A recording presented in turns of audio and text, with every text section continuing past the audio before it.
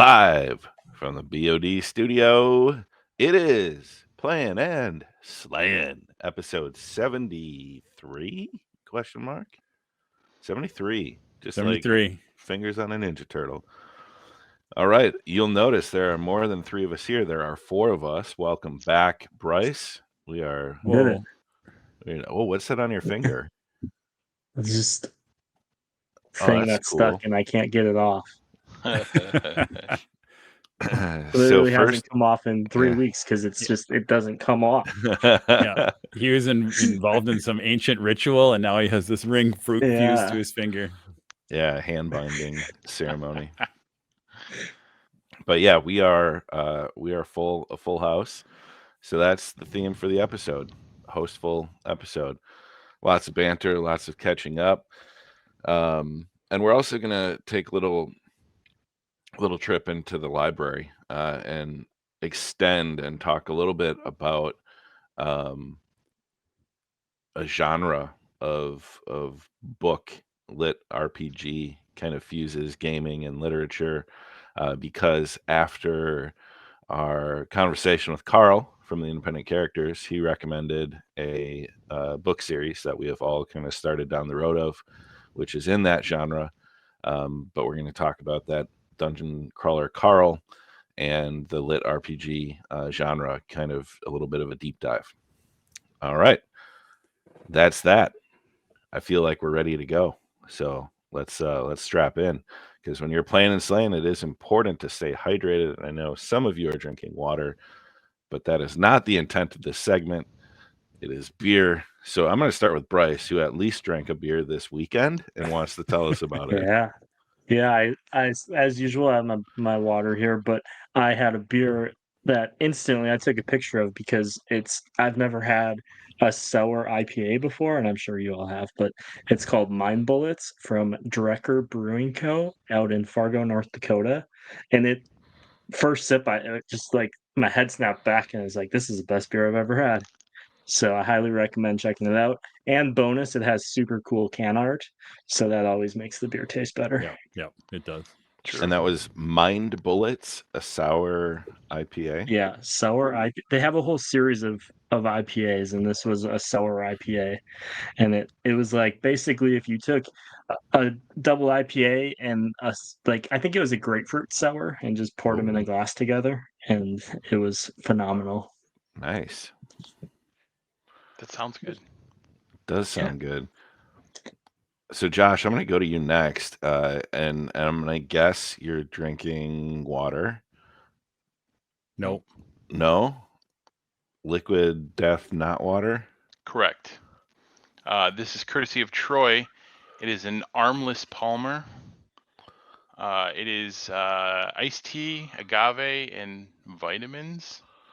Kind of tastes like an Arnold Palmer a little bit, but it's pretty good. I enjoy it.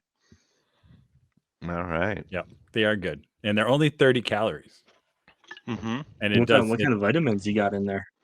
Some B12. B6, B12. I'll get those B's in. Get that D. You got that D? Got the D. Got the iron. Pumping that iron. Iron. Riboflavins. Yep. And only 30 calories, yeah, because I'm watching my girlish figure. So. Yeah. That's from the skulls they grind up to put in there. Yeah, they. Well, they clearly grind up golfers' arms. That's why it's an armless Palmer. Well, it's just golfers, I guess. All right, I get it. The little verbiage on here is hilarious. This psychotic can of iced tea will use agave, B vitamins, and savagery, and to savagely murder your thirst and turn its insides into balloon animals to book gigs at children's birthday parties. So yeah, very good. It's pretty good. So I'm glad. Hopefully, I'll get you hooked. That's yep. I like it. I would drink this again. Ty, what are you drinking? I'm drinking some Third Space Happy Place. It's just a Midwest Pale Ale. But earlier today, I was at Third Space here in right near downtown Milwaukee, and I had fresh out of the barrel their Oktoberfest. And I had a West Coast IPA that they just recently barreled. or put in the taps at the brew pub. Going back to Cali, which was very, very good West Coast IPA that they do there at Third Space. And I don't think you can get that one in cans at the store, but they have it at the brewery. Awesome. So it was a tasty post-work outing, and now I'm keeping it going with the Third Space that I had at home. How about you, Troy? What are you drinking? I am drinking. You'll hear a little bit about GenCon this episode, even though it was like a month ago. Hive Mind. This was the Sun King beer of GenCon. I brought a little bit back. I threw some over to Ty too. It is English ale, mild ale. I guess it has a little bit touch of honey. Even though I'm vegan, I said, honey. I don't know. I'm give and take with honey. I don't know if bees are being that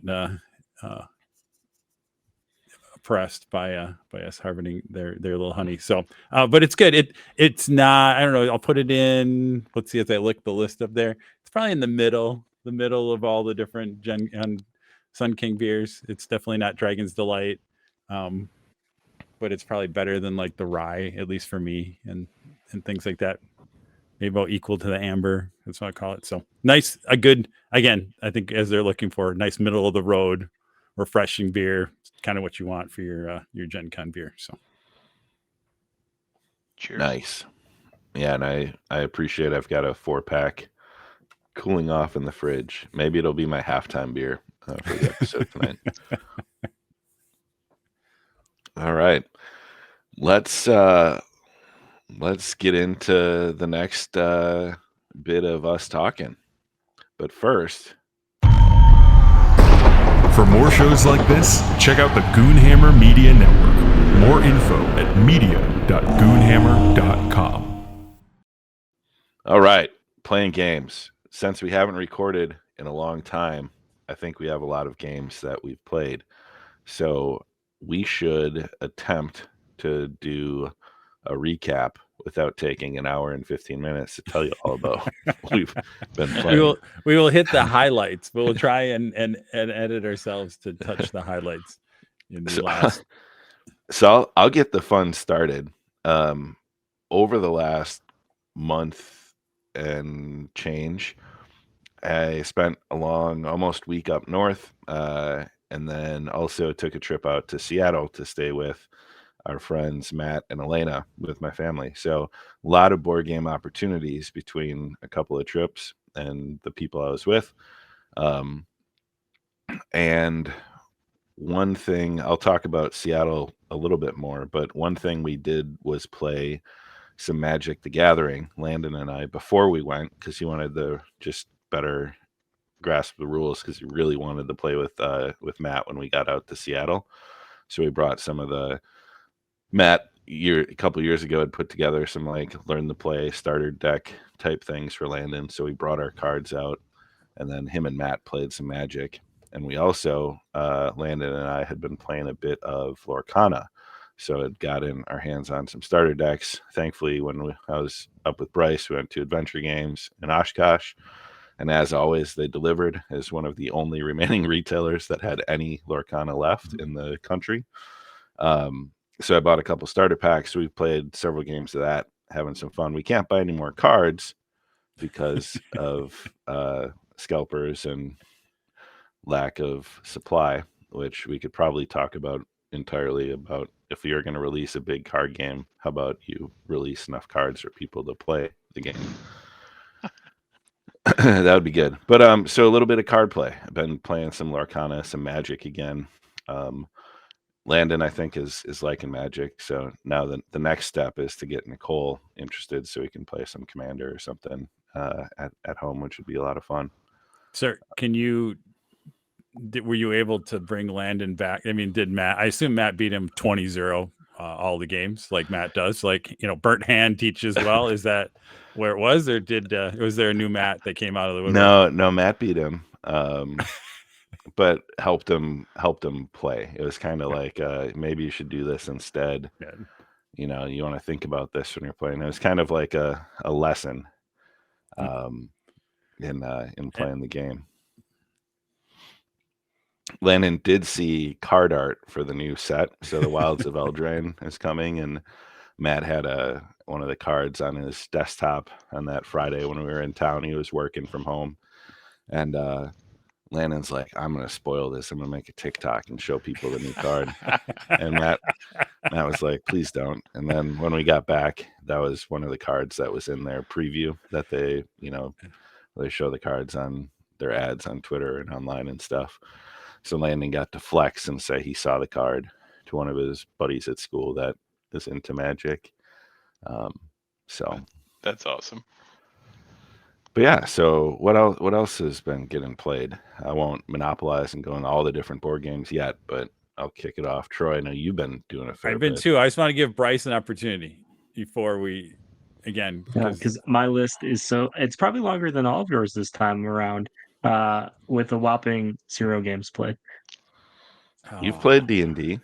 Yeah. There we go. Yeah, that's true. That's true. Yep. Played D&D. Ty and I talked about playing a game when we did a hobby weekend and then didn't. So that almost happened. Mm-hmm.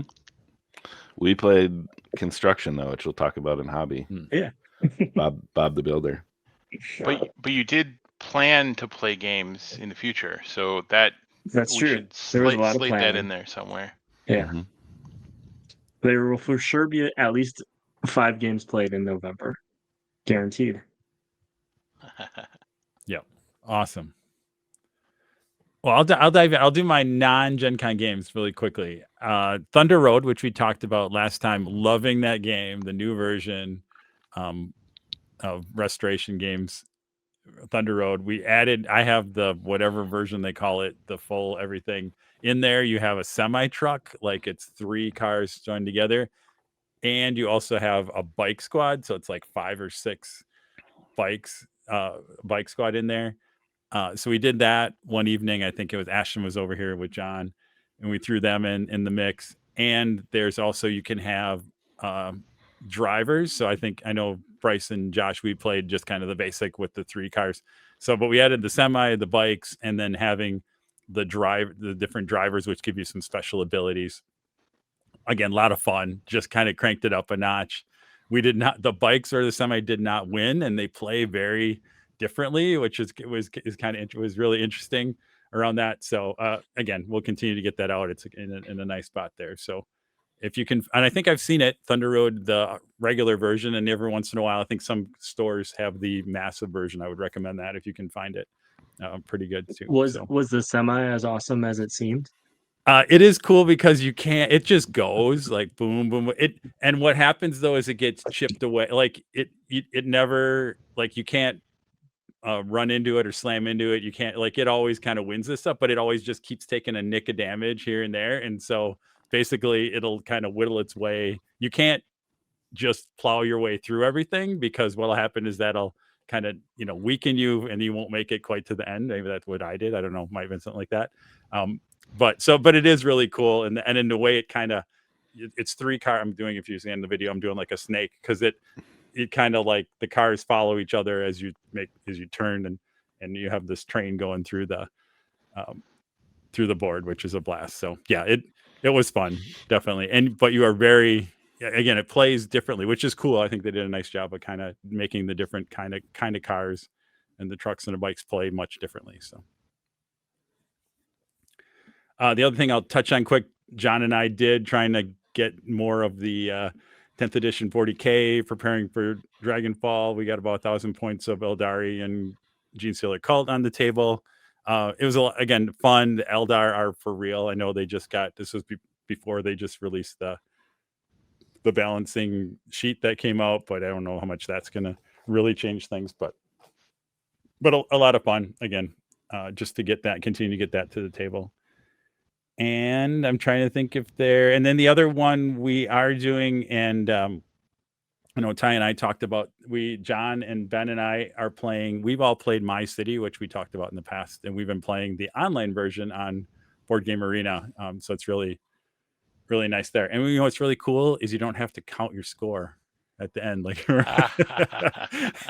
you just get done, and then it just tells you, Although you spend as much time kind of going back through and seeing where you where you screwed up, like where did I miss 2 points, right? That, but we've had some really, I think we're about 5 or 6 games in on that too. So that's I think that'll be something we continue to kind of chip away at because they seem to like it. It's again, whatever we call it, it's like John had a good one. It was kind of like mean Tetris, or he had some good like description when we tried to, I think he was describing it to Ashton or something like that. And then My Island, which I haven't, all I've seen is the box. I assume it's very similar to, I assume they also changed a few rules in there, but there's kind of a version of called My Island now where you kind of do this legacy, build up your island in there. But I haven't even looked at the play pieces or anything else. I just saw the box and it was kind of I heard Ty was buying it. Otherwise, I was going to buy it, but that's fine. Yeah, it's on the to be purchased. That and the Terra Nova aquarium expansion. Cool. All right, I'll take a break if anybody wants to fill in, and then I'll jump before I jump into my GenCon overview. How about And you, we'll let Coop? Ty do some more. I'm kind of lame. So I'll one up Bryce, D&D campaign, and then Frosthaven with you guys. So, and we had that big boss fight just recently, and that was a lot of fun. So, but yeah, I haven't been playing a whole lot of games. I don't know if it's school or just getting back into the flow with the kids. I'm not quite sure, but yeah. Anyway, not a ton of games to the table. Well, I'll jump in then because I have been playing quite a bit of board games.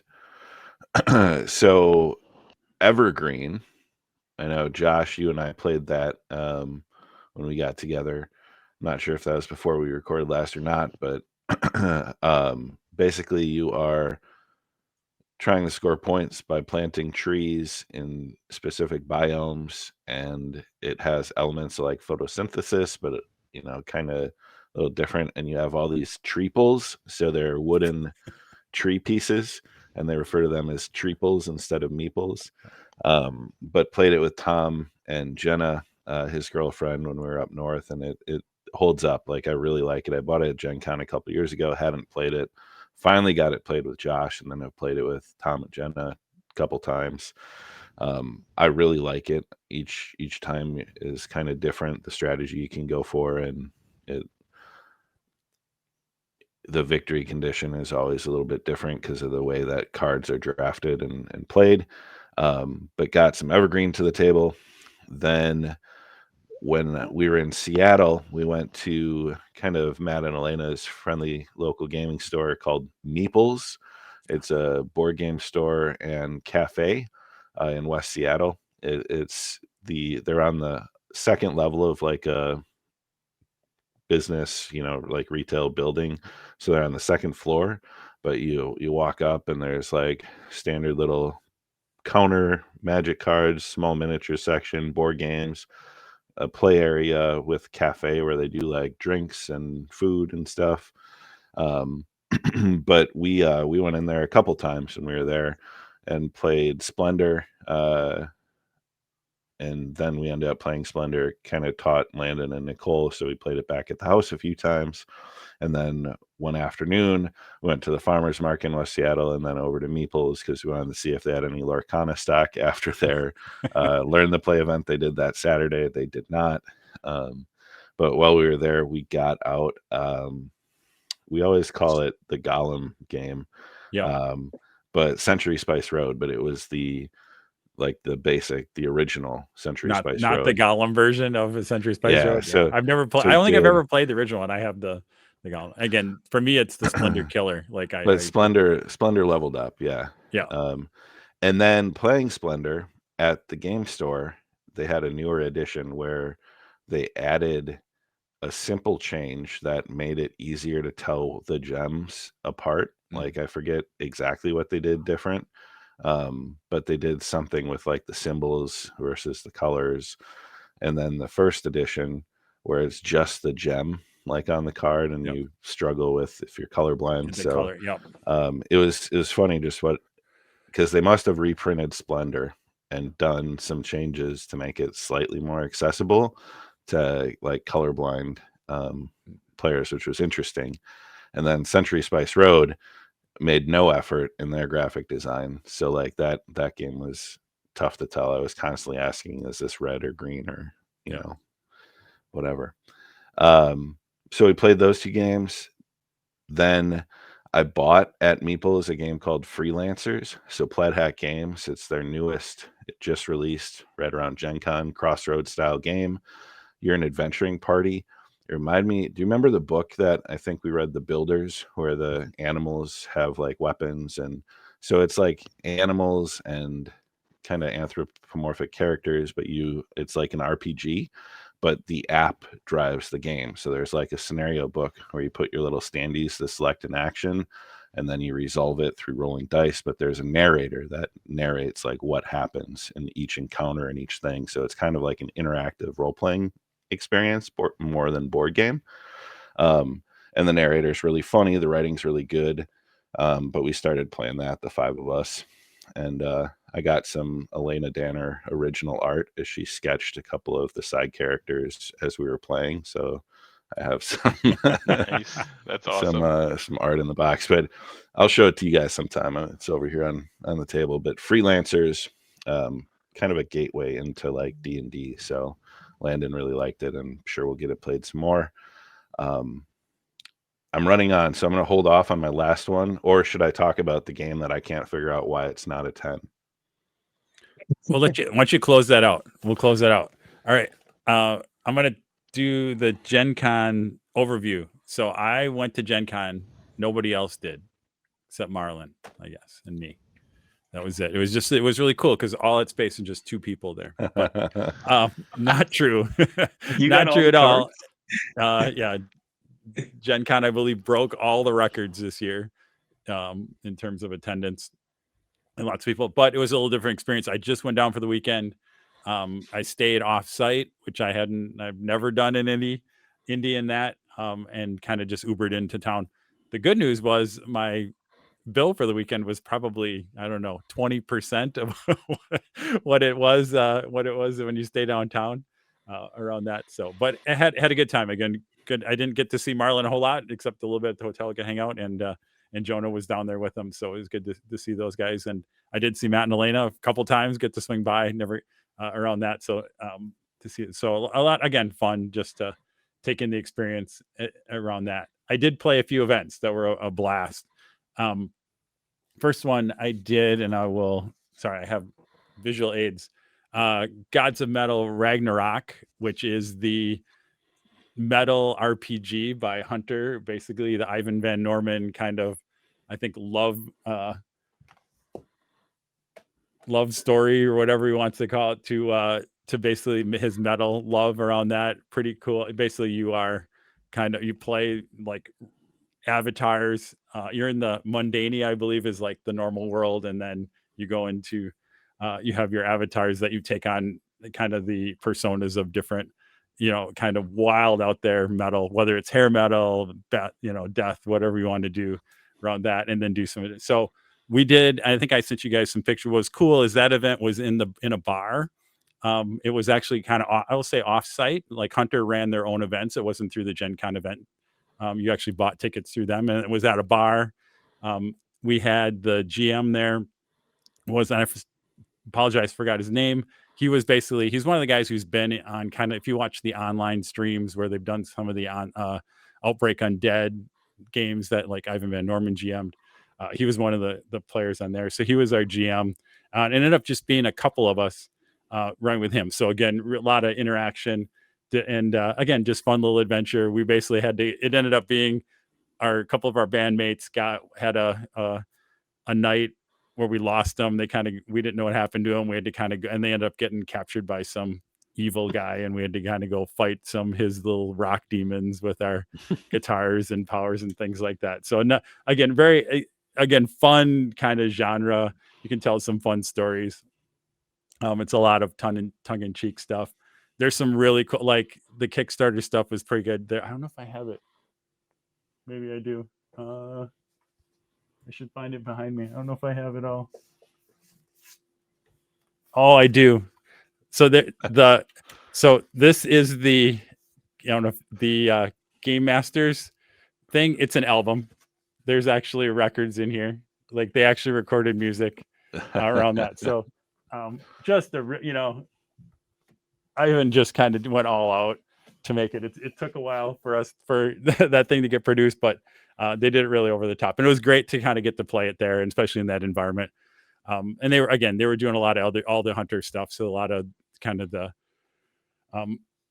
other events that Outbreak Undead and things that were in there, which is pretty cool. So that was fun. I ended up doing another RPG for the Everyday Heroes, which is kind of that I think I've talked about it where I backed that. That's basically the kind of reimagining of the D20 modern rulebook too. And then they're doing all these kind of I think they're calling them cinematic packs. So they have a bunch of IPs. I think it's like Total Recall, Kong Island, one of them is Pacific Rim, and we ended up doing a scenario there. So we were in our, I don't know what they call them. It's kind of the mechas, and you're fighting the Gaijus, right? And we had to go rescue some plane had crashed, and we had to go kind of save some high level person and then the rest of the crew. So, but really cool dynamics because I think there were 4 of us, and so you did have 2 of us. We're all each matched up because there's 2 of you in the mech, just like it is in the movie, and some of that, and so some cool mechanics there where you kind of were bouncing off each other, which was pretty cool. Was the dialogue in your game better than the written dialogue from the movie? Yes. It was pretty. Yeah, we had some good. It was some good players. I think we had a father and a son, and then a woman who was from New York who played, who was kind of in the mech with me, and so we had some blast. So it was good, and a really good GM. I can't remember his name, but he did a nice job of, because you're kind of teaching, and again for a con game, it was on the upper half, I would say, right? Because we've had a few of those where those are average, right? It's always kind of rolling the dice. Kind of figuratively when you go onto one of the con RPGs, right? But again, if you go to one of these where it's sponsored, this was done by the actual I should remember the company. I don't have them in front of me. The company there that ran it, so it was pretty good there. So that was good. And then I ended up playing there. I think you guys have, if anybody's seen there, there's a group that runs a bunch of Space Hulk games. They have kind of the MDF, a bunch of MDF boards and things like that over there. And I'm like, this 2 hour slot. I'll just go and cheat. It's kind of checking out the competition. I always kind of say on some of that. So I went over there, ended up being I'll just kind of skip over a lot of the setup. What ended up happening is I kind of grabbed 2 guys. There was a bunch of people, and we grabbed a board scenario, and I ended up kind of doing a mini version of the Adepticon. Basically, I said, hey, you guys, they hadn't really played, they kind of knew it, hadn't played in a long time. I'm like, hey, I'll run the Gene Stealers. You guys each take a squad. We're going to do this. Then we just played the scenario they had there, which was like escorting one of the little robots across the board. And I said, and I'll kind of walk you guys through and teach you and run through. I had a blast. And I think both of those guys were like totally bought in. They actually ended up winning, and I was not pulling punches. I was I was helping them again, kind of like magic, right? I was basically like, here's why you want to do this, whatever. And they caught on, and they were decent players. And one guy event also is from the Chicago area, so he kind of knew Adepticon, and once he kind of put 2 and 2 together, he's like, oh, you're the person who runs in there. So it was good to kind of catch up with him. So turn that event into a really cool experience. Met a couple cool guys. And I don't know what the other people at that event did, but we had fun. So that's all. Nice. Go to attend as a player, become a GM. Yep.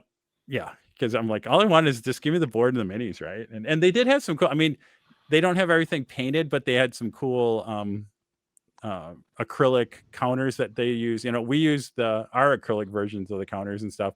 They had these little standees, which was pretty cool. So they actually kind of stand up. And then you look at the bottom and it says, well, how many, Gene Stealers on the bottom. So they had some cool, again, it's kind of scouting on competition. If there's some cool things that we could, incorporate into what we do with some of that. So it's pretty cool. And then I didn't have it on here, but then Saturday night, kind of my end of GenCon experience, I ended up just finding this seminar put on by, basically it's people who work with Ed Greenwood, and it was really just kind of I guess they've been doing this for maybe like 15 years, where they just kind of have this open seminar. Ed, Elminster himself sits down, and they just kind of have open forum. He talks a little bit about some of the things in the world. And then it's just like, it was like 3 hours. I only stayed for like an hour and a half or 2 hours of it. But it was just really cool. Again, if you know the Forgotten Realms and just talking about it. And what he had, the whole panel was then, it was him and then a bunch of other authors and people who have worked in kind of the, in the Forgotten Realms over the years. And I wish I could remember, I should remember the one guy, really interesting. I don't know, Ty, if you remember. I'm trying to remember James. Oh, I should look. I'm trying to think. He wrote, like, he also wrote in the Dragon. I think he's the author of the Night of the Black Rose. If you know that, from that's the Dragonlance world, but he's in there. But it was interesting to hear him. So a lot of it also was like, again, how have, because all those people are not Wizards employees. Mm-hmm. So they also talk a little bit about, hey, how those Wizards, why are they doing, again, and it was all very positive. I mean, it was kind of the whole point of it was like, hey, this isn't to kind of, discourage anything there. It's really to celebrate the Forgotten Realms and all the stuff there. So it was kind of a really cool way, I thought, to finish. And we got like an exclusive short story that Ed basically came in. You got, everybody got this little kind of 4 or 5 page short story in the realms that talks about a certain part of the lore and things like that. And I learned a lot. I guess there's that wiki out there that kind of is like the living, breathing kind of version of it around things of that. So if you dabble in, again, for me, like the realms have been there for whatever, 30, 40 years now, right? Something like that. Yeah. So it's kind of interesting about how it has its own, in some ways, own real history to go with the fantasy history that it has too. So very cool. And that was it. I didn't buy a whole lot at all, which was partly it's because you're going back and forth. Like you don't want to like carry a whole bunch of stuff around all day, but yeah, it's not easy to make the hotel room drop off. Yeah. But that was about it. There's some cool, I mean, I think there's some cool stuff that GW had at their booth. They did actually, as I look behind they had action figure Space Hulk, not real space. They had like a fun, like just kind of event where they were basically walking and they had some really basic rules, but they were fighting with the McFarlane action figures on a table, which was pretty cool.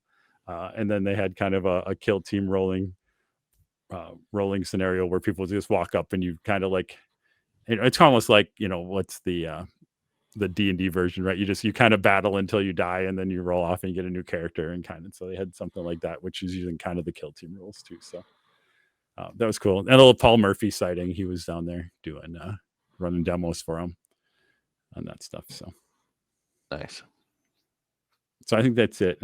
I'm sure there was more, but I should share some of the pictures. It was cool. I mean, because of the construction, because they're redoing there, the food trucks were all on the south side of the convention center. And it just felt some in between basically convention center and Lucas Oil Field, kind of on those steps coming down Lucas Oil Field for people who are familiar with that area. Really nice. Like it felt like a lot more room, a lot more stuff. You could then take your stuff and go sit on the steps in front of Lucas Oil Field. Lucas Oil Field also casts a big shadow. So you could, it was nice because again, that Indianapolis sun in August is always a bear, right? On that. So pretty cool. And then just as I exploring around in Lucas Oil Field, they have basically taken over almost every square inch of the stadium now. They had more of the food stuff open. They had all like the suites, like different gaming groups. Like that's what we got to get. Like basically had some of the suites in Lucas Oil Field, and that's where they were they would game in kind of the suite areas up there. Which, again, really cool. Just like kind of a cool experience up there. So excellent. Maybe next year make the return. We'll see. Yeah, I think it. Yeah, I don't know that it's a every year thing anymore. It's kind of like, hey, throw your hat in the hotel lottery. If you get lucky, okay, then maybe it's worth a trip that year. And then if you don't, then maybe it comes either like I did this year, more of a weekend trip or something else like that. Definitely, it's definitely a lot easier for us. It's not a bad drive. I mean, it's the 4-hour drive's not bad, and if you're not spending $1 million for hotel rooms, that makes it easier too. So all these hotels and the convention expansion going on in Milwaukee, maybe we need to make a play to bring it back. maybe Sure. That'd be sweet. it would. I think we're still only a third probably of the space that No, they can they have open up down the there. Fiserv. For hotels. All right. Anyways, so I'll wrap it up. Games played with. This might be the best board game I've ever played. Wow. Like, just it was impossible for me to poke holes in it, and I actually tried. After like the third or fourth time playing it over that weekend with Matt and Elena, Matt and I sat there talking about the game, trying to like poke holes in different elements of it, different mechanics, different ways of scoring, and just we were like, no, but I think that works. I think this works. I think this really works. Like, so Dwellings of Eldarvale is a game by Breaking Games that was kickstarted originally.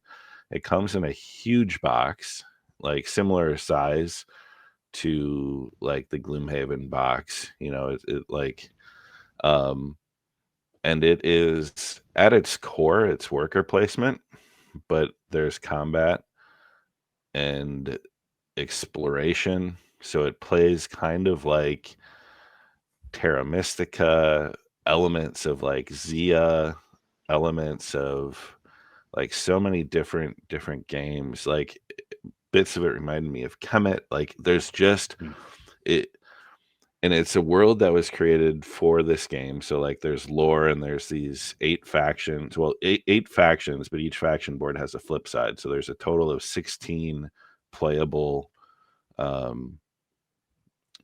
people, empires, whatever.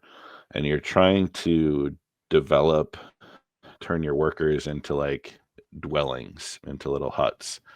And you place your guys out, and then you're either placing a guy or you're bringing your guys back. And when you bring your guys back, you can place them on cards that you've developed in front of you. So you're also building like an engine for when you retrieve your troops. Combat, like it's such a good game. They did a second edition on Kickstarter, and there was like all these deluxe things. It's sold out everywhere, like, or it's for sale for like $500.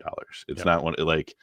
They evidently have done a third printing that is supposed to be delivering soon, but it's all sold out. Like the pre-order for the third printing is all sold out. Rumors of a fourth printing coming, but who knows when. I don't know what it is on Board Game Geek. I didn't look, but I'd be shocked if it's got to be like an 8.5 on BGG, which is really tough to like score higher than an 8. It's the people that play it love it, and I can't find it anywhere. And I played it 4 or 5 times. Every time is different. Like there's so much replayability and so many different ways to play. Dwellings of Eldarvale. If you know anyone who owns it, see if they'll play it with you. Or if you find a copy for MSRP, let me know so I can buy it. But it's one of those where if I put it down in front of like you guys and said, here's how you play, let's play, we'd play it and you'd be like, let's play that again. Because like there's so much to it that you feel like you don't really scratch the surface until you play it again. Cool. 8.2 is what it's currently floating at on Board Game 8.2. Okay. Yep. So we'll find those people that didn't give it a 10. We'll hunt them down. They make the list. Yeah. Yeah, it's such an imperfect system on BGG. People can just review bomb the game and Yeah, it's right. You have to, like you said, it's kind of like you take anything over an 8, you're pretty much, that's probably really, really good. Because even with all the other shenanigans, if you can get it to an 8, it's probably pretty good.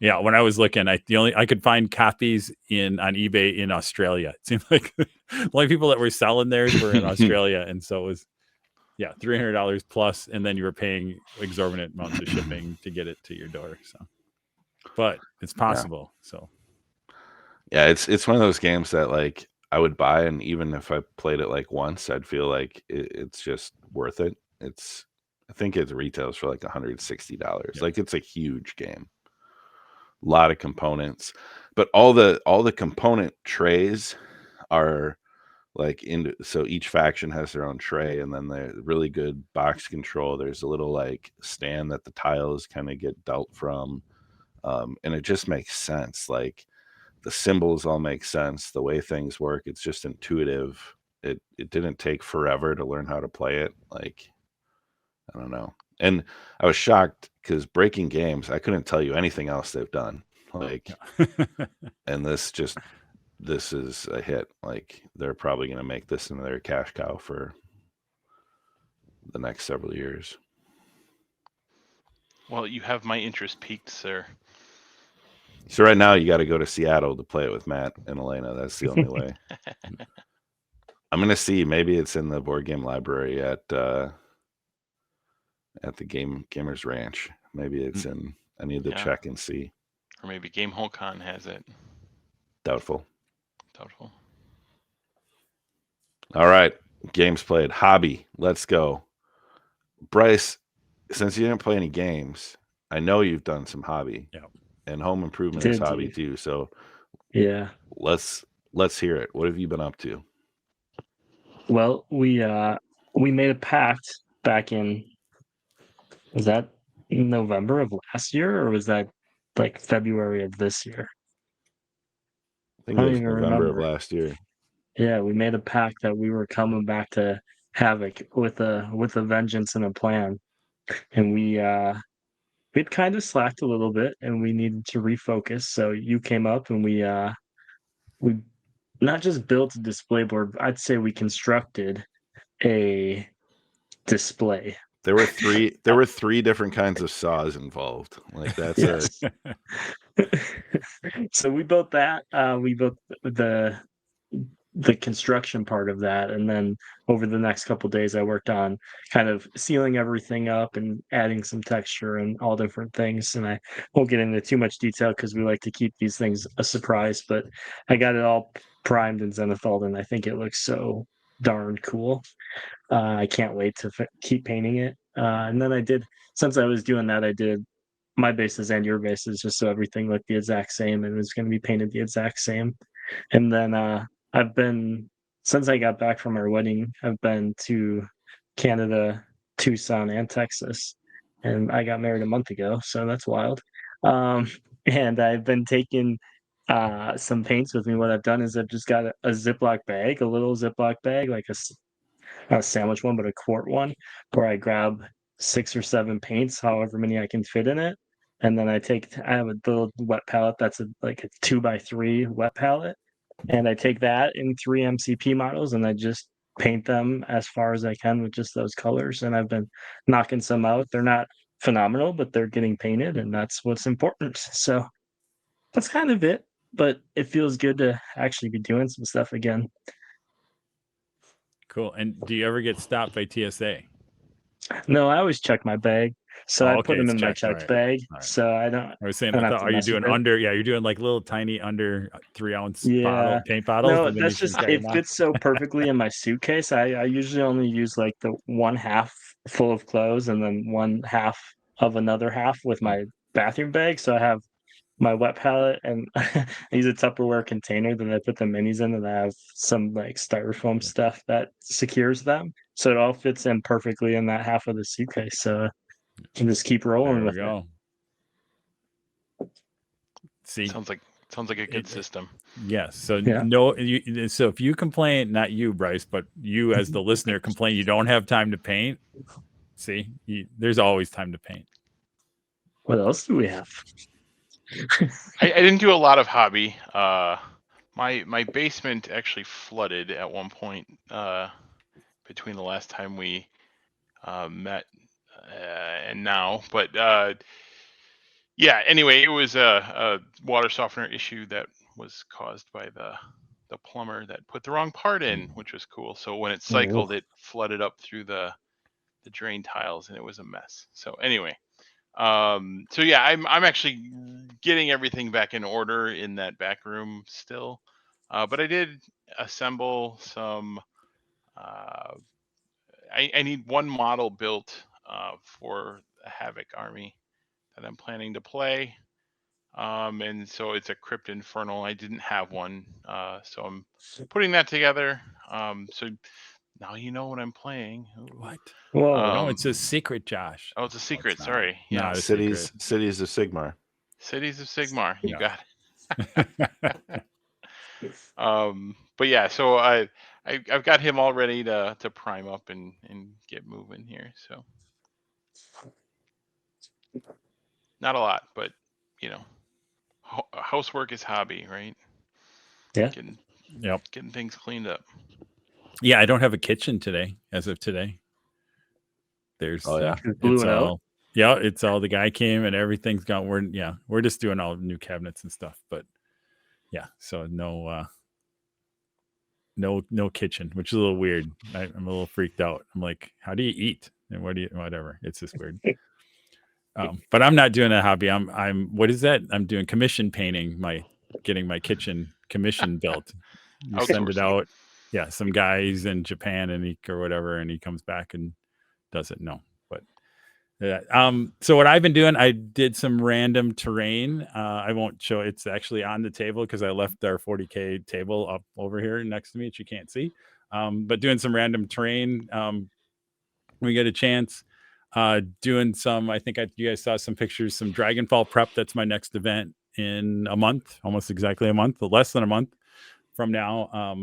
Again, I only needed to do a couple miniatures to tweak because guess what? I'm taking Gene to the Cult around that. But I am going to try and do it like a semi-decent kind of build a kind of display board, not super, but kind of take a lot of parts that I have and make something kind of cool for that. And then, as Josh mentioned, we are in our Havoc planning. So we've just trying to schedule time where we touch base at least weekly here coming up for the next couple months to stay in sync and make sure that we have something. It won't be amazing, but I think we're trying to do something at least we'll be proud of, and it'll be fun to go since neither of us have been there. So yeah, exciting. I think we're right now as of September 12th. Lights are green yet, so that's good. Yeah, I had every intention after the hobby day with Bryce of coming back and cleaning my hobby desk and starting painting my army. Thankfully, I have a head start because I had started this project a while back, but I need to do that still. So I figured if I put it on hobby progress and notes about reorganizing and cleaning up, it would inspire me to do it. So this week, that's the plan, and then it's going to be blocking out, a couple hours each week to get there. But thankfully, low model count. There you go. Yeah, we'll have to bring the hobby hangouts back. Definitely. I'm also, Bryce, you didn't talk about the buildings that you've been painting. Yeah, Troy reminded me. But I've been getting inspired there and figuring out some schemes to do some Frostgrave village work. Yeah, I don't remember if I told anyone other than Ty, but Frostgrave has made the list for the Weekender. So I'm working on a full addition to our table with the ruined buildings that I have, and then I also did a ton of priming of models that I bought during COVID from 3D printed models. So I got a bunch of just creatures, thin stuff that fit for Frostgrave. So I think I primed probably 65 models of just random 3D prints that I thought were really awesome. And then I have a new warband of like whelps, I guess you'd call them, or well, Ty, what am I thinking of? Dragonborn? Kobolds. Kobold. Kobold warband that I am gonna bust out and have for the Weekender. That got primed, and that's probably once I finish. I wanted to finish the starter set for MCP because another starter set's coming, and that I will shamelessly buy.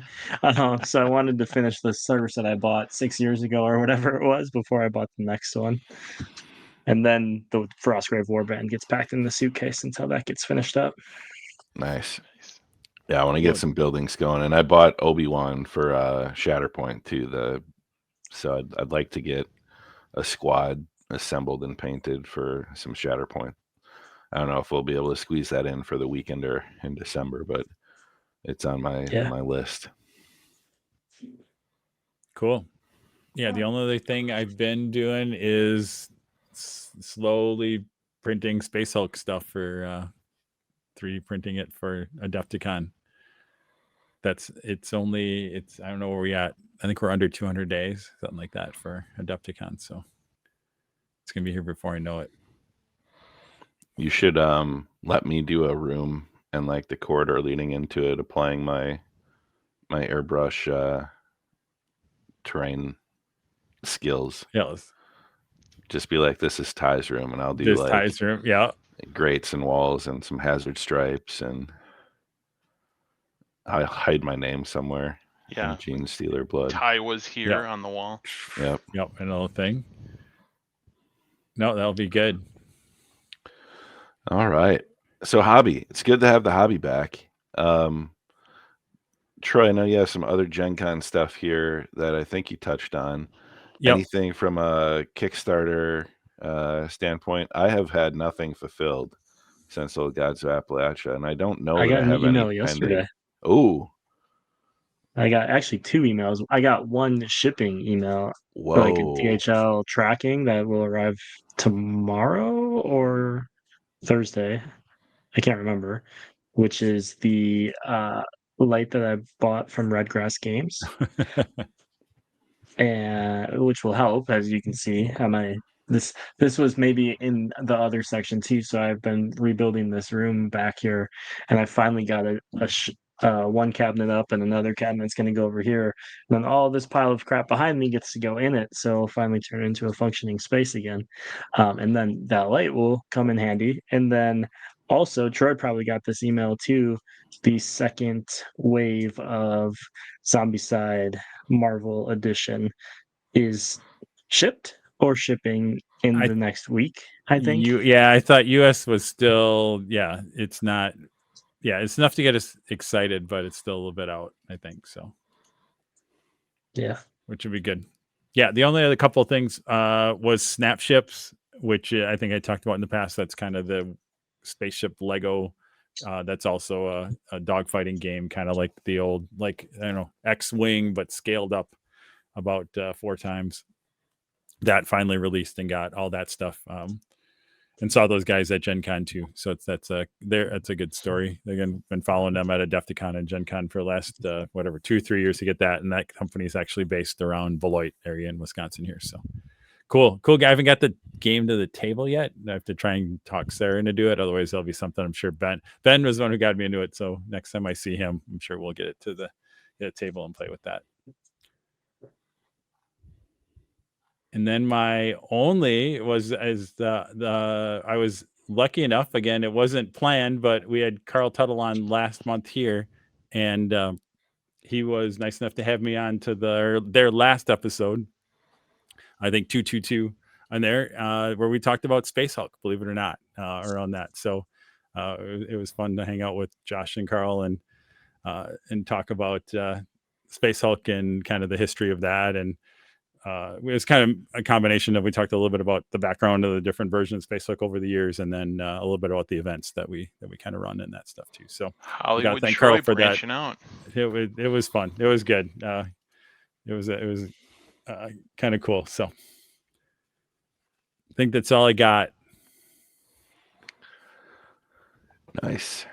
Yeah, I've had no updates since April on the Oathsworn. That's the Into the Deep Woods. It's like a scenario-based adventuring game, kind of in the style of like Gloomhaven, but it's supposed to ship this fall. But I don't know. I haven't heard anything. Starting to wonder what is happening to it. Might be like one of Bryce's Awaken Realms projects where he just waits and waits. Six years later, you'll get it. Yeah. But then it'll show up and be an end table. Yep. Like Massive Darkness. Yeah. I don't know what 2 of those that are. The one is that the IES, the one that's already out, like it's been in the store for like a year, Vanguard, and what that's done is just totally, I have no desire to play it now because I'm like, and so it'll just get flipped. And then it's just been, and now it's just like comically sad how late the Robinson Crusoe second edition is. And I'm going to butcher his name, but basically the guy who runs the designer or whatever, basically it like you get the updates right from him because it's such an embarrassing debacle of what Is that is. Ignacy Drivacek at Portal? Yeah, at Portal. And so he like about 6 months ago, all of a sudden, like he took the reins, and like now any update comes direct. It's written exactly from him with that. And I don't even know. They're still probably 6 months out. I don't know. Like, and I'm at this point, I'm like, do you just cancel? And then I'm like, no, at this point, I just want to like, at some point, it's just like to see it, right? It'll just be like, oh, here's this artifact of this game that took 6 years to get, or whatever it was. It may not be 6 years, but we're probably going to get to 5 or something ridiculous like that. But oh yeah. Then you gotta print that sheet off, like showing like when you ordered it and when you actually received it, and then like tape it to the inside of that box, just so anybody knows like this is how long I waited for this. Well, I think I've told the story before. I think I just literally got this week was another. It's the John Wick. What's the RPG? 7 Seas or RPG? They're still that one is literally like 6 or 7 years later. They're fine. They're releasing some of the source books that were promised in the original Kickstarter. So basically, you've been getting it's. I guess it keeps paying. It's not like you didn't get anything. You got it, and then but they had such a long. Here's all this stuff that, that the different bonus level things that got on there. It's basically taken them 6 or 7 years to produce these other source books for that RPG, which is I guess if you're playing it, it's just like you don't have to buy anything new. Like you play the game and then you get new stuff added to you every few months, which is kind of interesting. But yeah, it's hard. That's just always amazes me that this Kickstarter has been going on for like 6 or 7 years. So.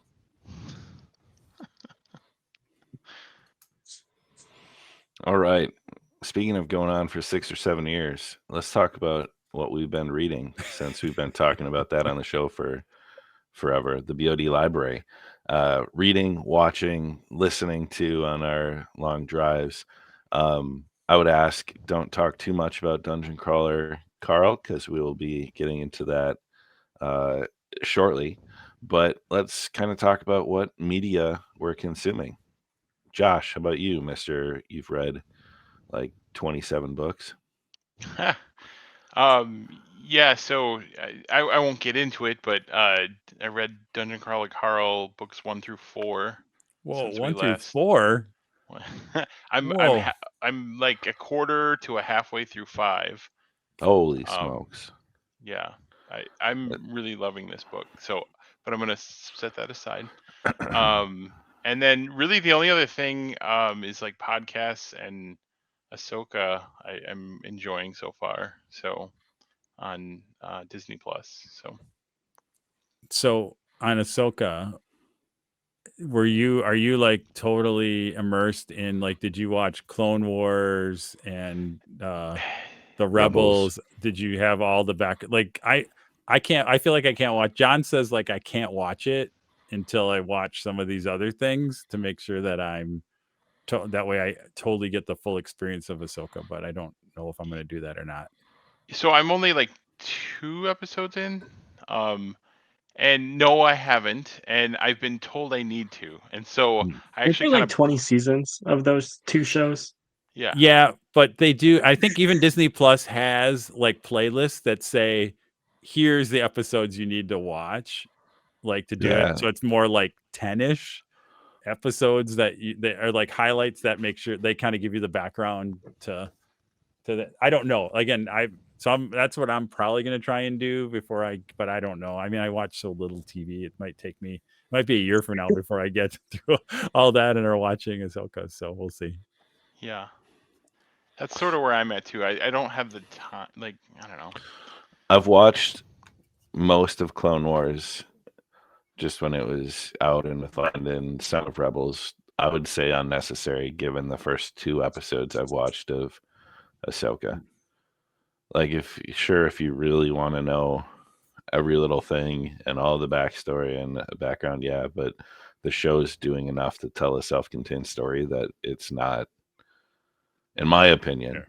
it's not necessary to go consume 78 hours of animated Star Wars. As long as you kind of know her background, you'll be yeah. good. So I'm probably good. You're saying, all right? Yeah. Yep. I would watch the show because I watched the first 2 episodes so far. I don't know if there's 5 out or how far into it is, but Cool. All right, Troy, go for it. What's your consumption? go for it. I will skip over. I've only one book into Dungeon Crawler Carl. And then what I did read is a set of short stories.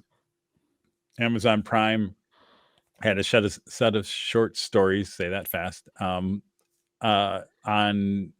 Amazon. I guess they were Amazon Prime-ish, but they were still on Audible. I don't know how it all worked. But some really good.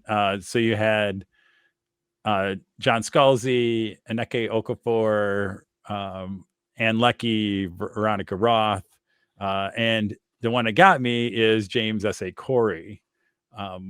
Was that, and it was all these are all sci-fi, hard kind of space, and the idea I think is kind of long people that are kind of out way from the Earth or that, and so I really enjoyed the James S.A. Corey one. I won't spoil anything too far, but it's kind of the idea of, I don't know. I would say it's not really time loops. It has an interesting spin on that. That was interesting. There was some were hit, some were miss, but it was a fun kind of palate cleanser between. Again, I had done Dungeon Crawler Carl, and then after I finished that, I dove into the 3rd book, Memories of Ice of Malazan. I'm only 200 and some pages in, which means I've barely scratched the surface on that book, but really loving, I like the first 2 were really, really good. This, I feel like now the series is really hitting its stride. I had to go back, and I basically went on the wiki to refresh because so much happens in those first. Yeah, I had to go back. Are they? I went back and remembered everything, and it's interesting. The events are, I have the events scrambled between the 2. Did that happen in the first or second? Even though there's really only very few characters that cross between the first 2 books, but it's cool in the 3rd book where everything's kind of coming together. A lot of the characters from the first book are back, and some of that. So that I may be talking about this until 2024, because I think I still have 20 plus hours on Audible to get through as I'm listening to it. And I'm trying to do both. I'm actually whisper syncing between when I get a chance to, because I can't just wait to consume it when I'm listening anymore. So with that. So, and again, you talked about it, Ty, but really enjoying the Malazan. So that's what's kept me from going back to Dungeon Crawler Carl. We'll talk about later, but because I did love that, but had some stuff in my to-do list before that. Excellent. Bryce, how about you?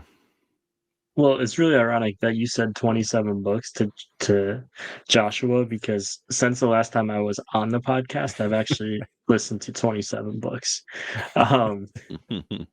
Just all over the place in what I've listened to, but there's 3 things that I think I should touch on. First was, every time I travel, I buy my wife a book, and one of the books that I had bought the review was from Stephen King, and he said, "This is the creepiest book I've ever read." That was his review of the book, so I had to buy it. She's super into mystery thriller type books, and it's called Broken Pictures, and it's a little boy that only communicates by drawing pictures, and it's his best friend, imaginary best friend, telling him what to draw. So, and the book actually has the pictures drawn in it that the kid is drawing to communicate, and it's a really interesting, creepy book that I highly recommend checking out. The other thing that I have a confession, maybe an apology to I think Troy and Ty I offended more than I offended Josh by absolutely destroying the name of the wind on this podcast, because I read Wise Man's Fear, and I maybe top 3 books I've ever consumed in my years, which was wild because stuff actually happened, and I think that's what really hooked me in. Whereas in the first book, nothing happens. That's But again, that's an interesting interpretation, or an interesting, I mean, everyone reads a different book in some ways, right? We all bring our own stuff to it, so totally valid. It's just interesting that because I feel like there are places in Wise Man's Fear that drag. Like, I feel like there's sections in there where you're like, please, this is cool, and I love Patrick Rothfuss's prose. Like, I can literally listen to it, but I'm like, can we move on to whatever the next thing that happens after the 30th page of describing whatever this thing is? So yeah, you know where I was going, right? That one part was a little long, but but yeah, when I finished that book, I almost started it again. I enjoyed it so much. So can I jump in here then, because it's very relevant? Yeah. The other thing I have is, I said in my notes here, were not the book we want, but the book we get, is Patrick Rothfuss announced that he did have a book coming out in, I think it's November, The Narrow Road Between Desires, which is not the third book.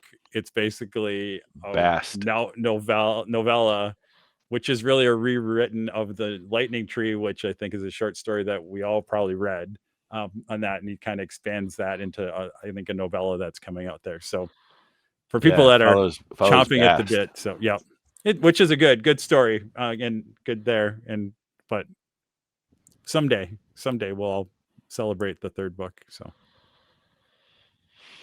and then my third is actually an apology to you specifically, Troy, because I think if you listen back to every take I've ever had on 40K, I've always said how horrendous it is. And to be fair, I'm speaking solely of the game and the people that play it when I say those hurtful things.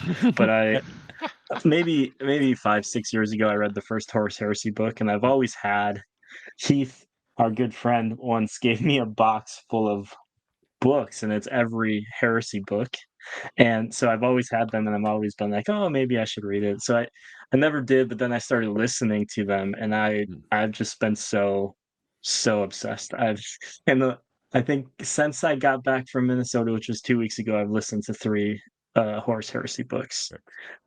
And it's fun because I know so little about the Primarchs and about all the chapters and everything that I have no idea who's good, who's bad, who these people turn into, or who's relevant in the story. And I've been posting my thoughts as I go on Discord, and I'm sure you guys all laugh at my lack of knowledge, but it's been a lot of fun. No, it is very entertaining to hear, to see someone experiencing the Horus Heresy for the first time. So when do I meet your blue boys, though? They Shall Know No Fear probably is the big. I think it's the Dan Amneth book. I don't know what, I could look at my wonderful list to tell you where it comes out. You should repost that so that I can get that to the top of my on my list, because I go to basementofdeath.com. On the right, it's the most popular article on the site, and it'll take you through the But that basically, you'll go to Kelth. You'll meet the because you probably haven't even met Lorgar and the Word Bearers yet. And the Word Bearers. I and just met the sisters. It'll be once you get to Kelth, that's a whole nother world. So Bryce has been listening to or reading 40K, 30K Horus Heresy stuff. I've been on a like hard grim fantasy kick. So I picked up John Gwynn's first book, Malice, which is part of the Fallen and the Faithful trilogy. I tore through it. I went to Barnes & Noble and I bought the second book, Valor, and I'm like 250 pages into that, and I'm reading it. So I'm like reading it at night. I bring it to work, and if over my lunch I have like 15 minutes, I'll read a chapter. He's so good.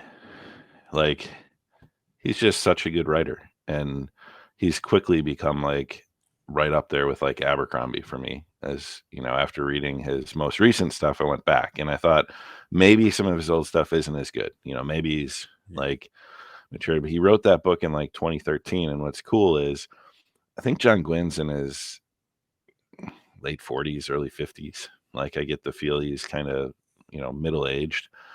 He didn't write his first book until 2013.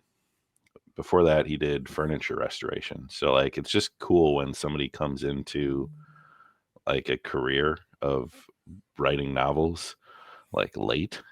I don't know. I thought that was interesting. I had assumed he'd been writing for like 30 years because of just how great I thought his narration and like writing and everything was.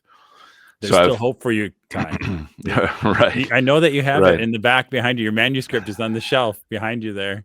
So you're gonna gonna peel it out. After I tell you what I've been reading, I will tell you an idea that came to me, and that now it's been like an earworm. You know, when a song gets in your head and you can't get rid of it, like an earworm. I have this idea in my head that I can't get rid of. Dungeon Crawler Carl books 1 through 3. I listened to on Audible, and then took a break and started listening to The Final Empire. So the first Mistborn book. I feel like I read Mistborn or tried to read Mistborn years and years ago. I'm doing it again. I'm not going to change. It's still a 3. Also, it made me more disappointed in other Sanderson because of how much he just changes what he calls it or what the material is and applies it to a new book. Really disappointed with that, actually. Like, the more I think about it, the more it makes me think like The Way of Kings and the books in the more recent series where they use like light. They absorb light in the crystals and then burn the light. In Mistborn, they burn the metals, and I'm like, all he did was change what it is, and I'm so bummed out as I'm actually listening to Mistborn, and people say it's so good, and maybe it is. It's a heist. But like, the more I think about it, it's not, and I'm disappointed to say that because I like Sanderson, I like his other stuff. But I'm just struggling with Mistborn. I'm gonna finish it, but I'm like 7 hours in, and I'm like, God, I'm tired of this already. Like, well, yeah, I won't. Maybe I won't.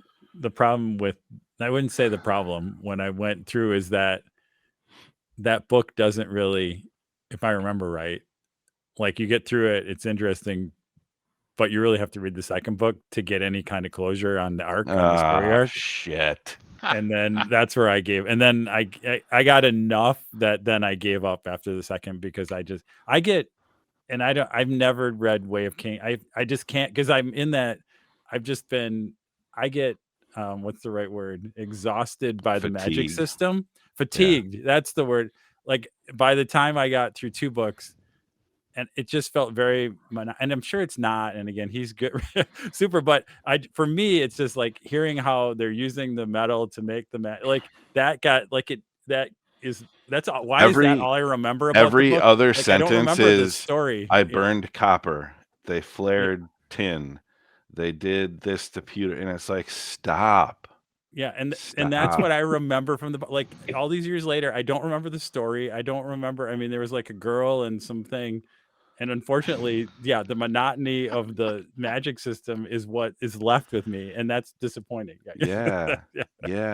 Because there is a good book in there, I think. Yeah, sure, maybe. Yeah. If you read every other line, maybe there's a good book in there, a good story. I haven't found it yet. It keeps coming up on my suggestions on Audible. Everybody says it's so good. Everybody's like, it this feels is like one you of the need great like you should books. experience it on yourself, because everybody's gonna react differently, and it's like I said, it has like good reviews, like people enjoy it. I just like, again, I think there's 2 kinds of people that read fantasy books. There are those that like Brandon Sanderson, and there are those that don't. There's no like, I don't think there's a middle road, and I'm changing where I am. I loved Way of Kings in the second book. I loved it. And now I'm like, I don't love it anymore because so much of it he just copy pasted from Mistborn. Yeah. And it's all part of the Cosmere, his universe, whatever. So there's like correlate, but like, I don't know. It feels lazy. He's not. You know what? He doesn't care. He doesn't know. No, he has the he's got largest he's- Kickstarter ever. He Yeah, has right. He's millions of set fans for the rest of his He life. doesn't so, need yeah. me, and I'm fine with that. I don't need him because I have John Quinn and Joe Abercrombie. Yeah. I also have Rebecca Kwong, and she released a book called Yellowface that I bought and read in like a weekend. I think when I was up north, I read it. Very good, very different than any of her other stuff. It's more like contemporary, like modern fiction. Long story short, woman author has a friend who's hugely successful. Friend dies. She steals a manuscript like from her office. That's like the long and short of it. And then how she markets it and makes it her own and what happens. And very good. Read through it. It's shorter. It's not nearly as long as like Babel or Poppy War or any of her other books, but read through that quick. And this book she stole is full of magic spells. There's no, it's there's about like space lasers. World War I Chinese like laborers that Right. but like that's what the book she stole is about, and she's a white woman. So there's this whole her friend is Asian, thus the yellow face. Yeah. And the marketing team has her like change her name. Her name's Juniper, but she's gone by June forever, and they change it to like Juniper Song. So it kind of has like, is she Asian? You don't know. And they like change her look and everything to kind of like adapt her to being more, appropriating like an Asian culture, Asian woman. But really good read. And I think that's the reading I've been doing. So a little bit of Audible, a lot of John Gwynn. Watched on a plane the first 2 episodes of Ahsoka. I'm still making my way through Drive to Survive. So just like Dungeon Crawler Carl, I've also been watching F1 racing and the F1 show on Netflix, thanks to Carl. Getting up like early on Sundays to watch the races, and Landon. I hate to tell you, Max Verstappen. Max is going to win. Yeah, just so you know, he's won like 11 in a row. I think it's 15. No, he podiumed. Oh, you're right. You're right. You're right. Second or third. Red Bull is 115. Yeah, Red Bull has. Because Sergio Perez and him have cleaned house, which I love. I'm a huge fan, but that's my pet peeve is, although it's a love hate. Like I love Mark Verstappen, but it would be good if somebody else at least could try harder. So yeah, well, we'll see what happens in Singapore this Sunday. Yeah.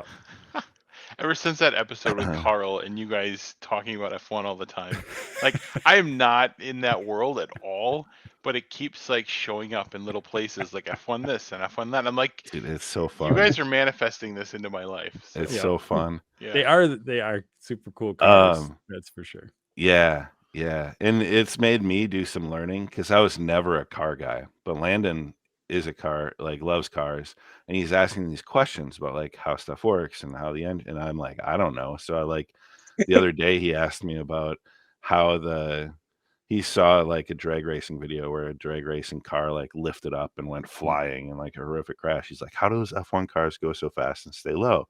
So I was like, well, let's find out. So he YouTubed like drag and how they engineer them to like be pushed down to the ground, and watched like a 6-minute YouTube video with him about like the engineering of the body of those cars. So like I've been watching stuff that I never thought I would ever really care about. So Drive to Survive, I finished season 1. I'm like partway through season 2. I think there's 5 seasons of it out. And then I've talked about on the show, we'd been watching The Walking Dead kind of from the beginning, and we finished that. That was like a 2-year-long journey. So we started Fear the Walking Dead, and we're like midway through that. We're in like season 5 of Fear the Walking Dead. But yeah, we'll watch an episode maybe every other night or something. But Singapore Sunday morning, then next week at midnight, Japan. And we're coming up to the Americas. We're going to have Mexico, the U.S. So some normal times. You won't have to be up early in the morning if you want to watch some F1. I can't wait to ride in a car with you soon. Oh, I've been doing this thing where I do like the lane change or like a quick turn, really making my wife The upset. fake shifting, just Yeah, car noises. Yeah, so all right, and we'll be back.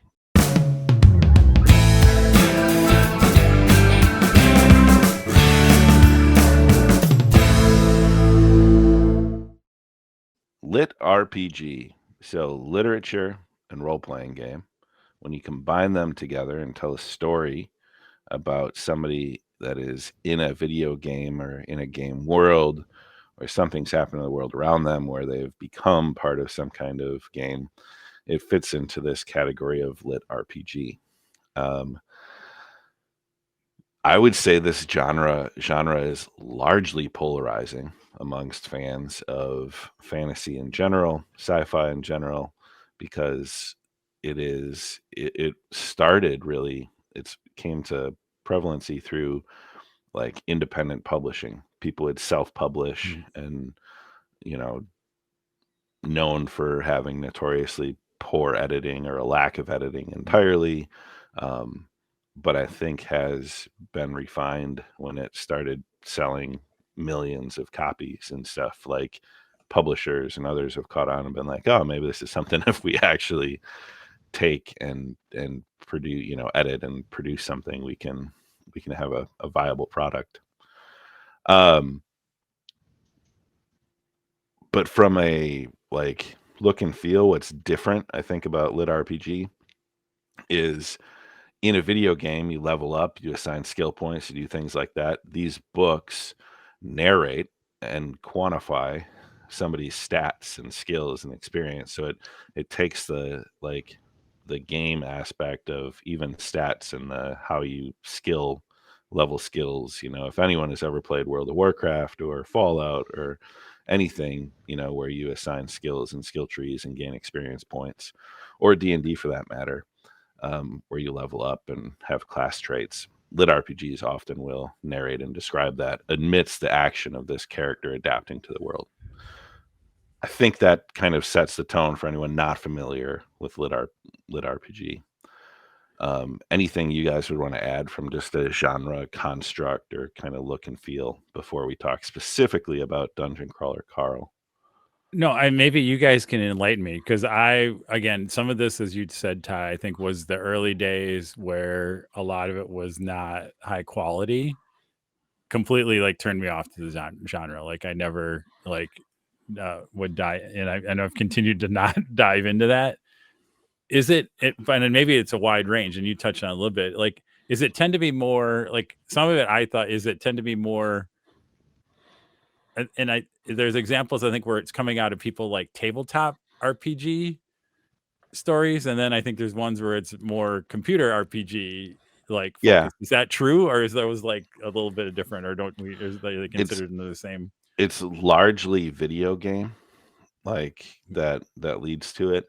The tabletop RPG aspect is, I think there's elements of, but more so, more prevalent amongst all the series, different series out there, are it's some kind of it, like the trope is there's a new virtual reality game that is so close to life and realistic that people are playing that they become part of the game world. Like that's often the way in for a character is they get stuck in a new VR game. Okay, yeah. Less they're in a world where it's like, you know, the dice rolling and probability of like a tabletop RPG is at play. Yeah, and I know I'm in the minority here, but like listening to playthroughs, you know, even some of the really high quality playthroughs of D&D campaigns and things, it never really grabs me. I don't know why. Like it's just not my thing. And I was kind of worried I wouldn't like this because I felt, and wrongfully so, I felt like I was gonna have that same reaction to these, and it's completely different. And I mean mainly because you know it's like it's not. Um, I don't know. It just seems different to me. I don't know. Yeah. Yeah. Go ahead. No, I was going to say my past experience. I want to hear from Bryce because he's like a consumer of a lot of these, and so he's can give a good, because again, early on, like where I was exposed was even like Mike Stackpole, who is a good author of mine. He basically has, I think, a Hero Born. He has a series that literally was what I was talking about, was where he basically took his tabletop RPG campaign and wrote it up as a novel. And that was one, like, I've never made it through. Like, I started it and I'm like, like it just didn't quite land right compared to that. And then I was going to call back, like, we had read, would you consider that was like, remember that new Arcadia audiobook thing that we listened to? That was kind of like a version, That's right, of for LitRPG. sure. Yeah. That's right? a LitRPG. Yep. 100%. And again, so we all actually- were kind of like lukewarm on that for a couple of different reasons. So, but now I want to hear Bryce, because I think Bryce has some good positive experiences in the genre. Yeah. In the last probably 18 months, I've read 4 separate series of lit RPGs, and just by happenstance, each one of them has been an entirely different answer to your question. So one was 100% video game, virtual reality headset, like living in the game. Another one was from the perspective of the dungeon. So the dungeon was telling the story of all the adventurers, which was actually a really interesting kind of take on it, because he would build the dungeon, and as he killed people and was successful in letting them not get to the end, he would absorb what they brought in and be able to advance his dungeon. So that was a different kind of way of looking at it. And then one was very much like a role-playing game that he was playing with his friends and died on the way home from the game, and then was reborn from Odin into this world of the game that he was playing. And then the other one, which is probably the least RPG of all the books I've read, and it's super popular on Amazon, is He Who Fights with Monsters. It doesn't feel like a video game at all. There's a level up system. It feels a lot like a Dungeons and Dragons style of game, but not Dungeons and Dragons, just a different genre. But it's really interesting how diverse it actually is. It's not. I've never read any books that felt the same. They've all been completely different in the way that characters develop and advance, and some are super, pull up your character sheet and this and that, and others that never gets mentioned. So it's super diverse, and there's like a billion lit RPG books out there, because as Ty mentioned, everyone would just write it and put it online for people to read for free, and then some would get picked up and made to audiobooks. So it's super, it's hard to find what you're looking for, but if you do find one, I think it really can hook you in, and there's a ton of content out there to explore. Yeah, and I think kind of what you talked about a little bit, Bryce, too, is as the genre has matured and more people are doing it and writing it, you're seeing more diversity in the stories, and that too. Some of the older ones are very it was clear somebody wrote one, somebody was like, oh, I can write my own, and just copied it over. But now you're seeing I don't want to, God, I hate sounding like this. I don't want to say legitimate authors writing lit RPG, but you're having more polished, more skilled writers enter into the genre, and we're seeing some of the benefits of that. Because publishing is such an interesting industry when you actually look at how books get picked up and made, and the fact that a lot of these authors were able to self-publish and avoid that whole, Ponzi scheme of the 4 major publishing houses that exist, which, just to call it, so Yellowface talks a lot about the modern publishing industry and literary agents and manuscripts, and it's really interesting to see an author kind of be critical of the publishing industry entirely. But all right, so lit RPGs, and Bryce, you mentioned some of the ones that are out there and really popular. There's an Awaken Realms, there's Limitless Lands, there's several big, where they have millions of people that have purchased, and it's pretty astounding when you look at the numbers on like Amazon's like sellers list, how these books are just huge bits of market share. And they just turn them out too. It's like, Yeah, I the think Angel pace that Fights with these guys write. Monsters, book 10 comes out in this fall, and the first book came out in 2019. Yeah. Oh wow. So it's I think there was one year where 3 books came out. So it's cool because there's so many yeah. in the series, but And a lot of that's that avoiding the, you know, the huge timelines from an editing standpoint, and like getting an Yeah. editor and a publisher to review. And like a lot of these authors use like community members to be their beta readers, or to like, they'll put a chapter out and let people like send feedback and do it's a much more like almost crowdsourced style of publishing, which I think allows for shorter timelines too. But so Dungeon Crawler Carl is, to me, I would say the best lit RPG I've read from a standpoint of quality of writing. So like I think I could pick it up, and I used to read a lot of lit RPG, like read, not listen on Audible. And when I did listen on Audible, anytime they talked about a game menu or the numbers of skills, and it would slow down to the point where I would lose interest. Like, and if I could read it, I could skim and look much easier. And Dungeon Crawler Carl, why I took a break is I'm starting to get a little fatigued from the skills and the levels and the game like focus, and I want more story. And that's often where I struggle personally with really enjoying lit RPG, is it slows down or it gets clunky when they start trying to explain and talk about the mechanics.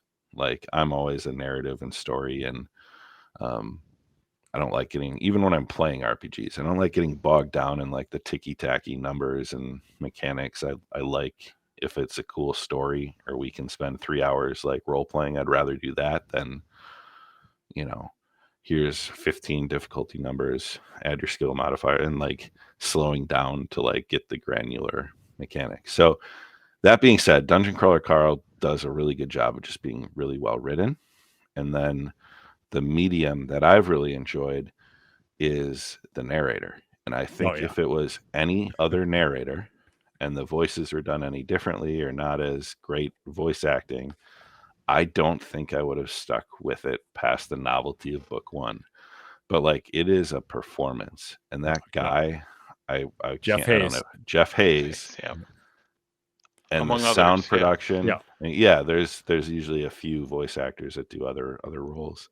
Yeah. But the sound production and like just the quality of that is what sets this apart from a lot of other experience I've had with different series in lit RPG. Yeah, without going too over the top, Sound Booth Studios does an amazing job of their Jeff Hayes, and all the other voice actors, and even some here and there special effects sounds, like not overly so, but just enough to like keep you interested, and just if there's a little explosion, sometimes they'll add just a little something, right? And it's I don't know, they just do a great job. Yeah, super entertaining. I don't think I would have read it, but the the audio performance really sucks you in. Again, I only read the first book or listened to the first book, but just totally enjoyed it. And then I did watch a whole interview with Jeff Hayes, and just to kind of like understand the man behind the magic there, because there's some very few, again, other narrators or whatever, but what they're doing there is something a little bit special.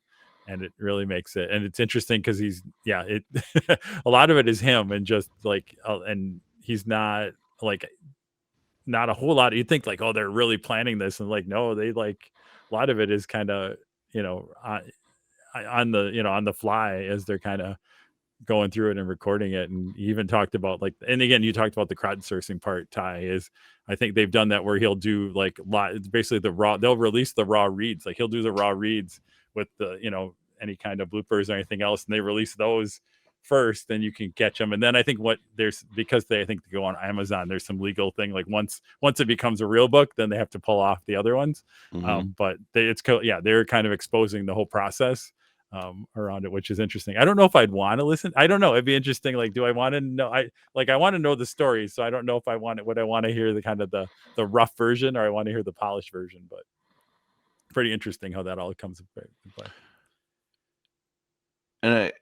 And without doing spoilers or talking too much about plot, I think what is important to talk about with Dungeon Crawler Carl too is the game itself is a character, in that the AI, like there's a sentient AI that runs the game that has elements of narrative control and a narrative voice, which is also slightly different than some other lit RPGs that I've read, where the game is just a framework, right?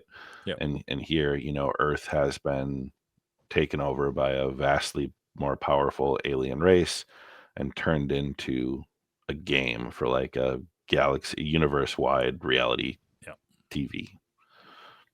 I'll leave it there. Like that's the long and short of it. And the game is powered by an AI that really has elements of what you would consider like a character.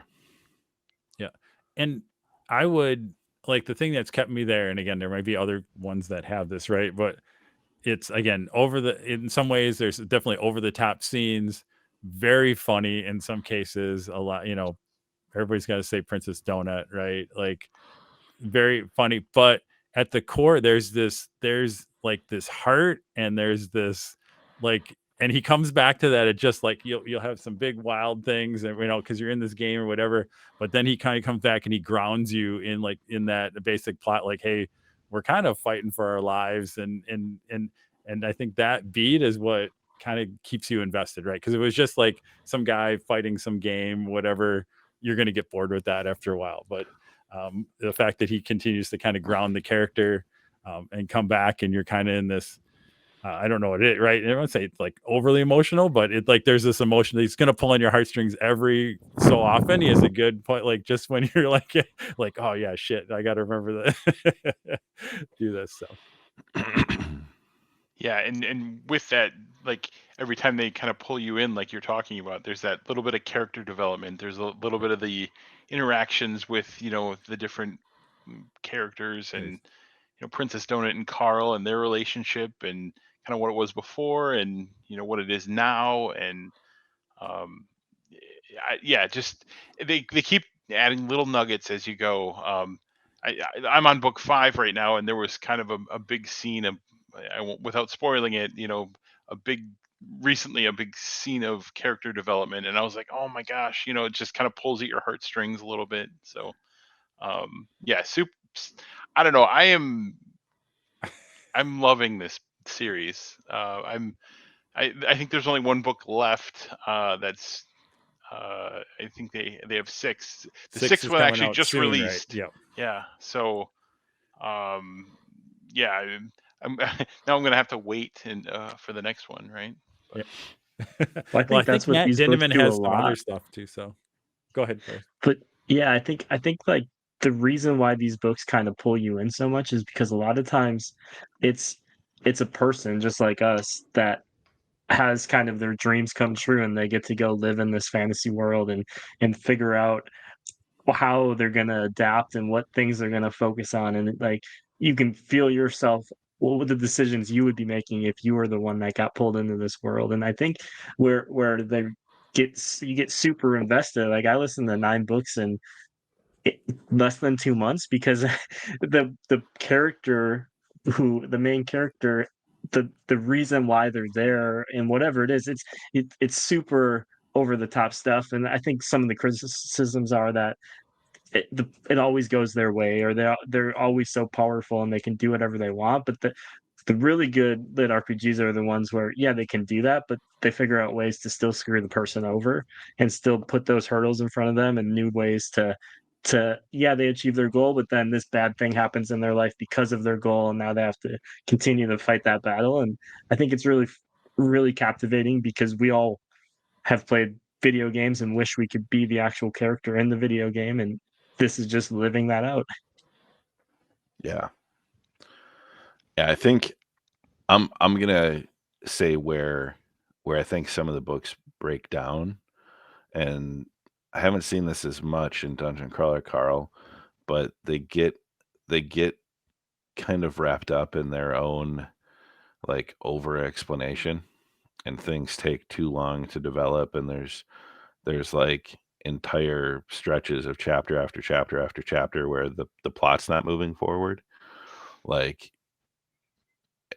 and maybe some people like that, but where I struggle with, like in book 3 of Dungeon Crawler Carl, it's basically like a level of a dungeon for the entire 30 hours. Like there's very little like forward progress.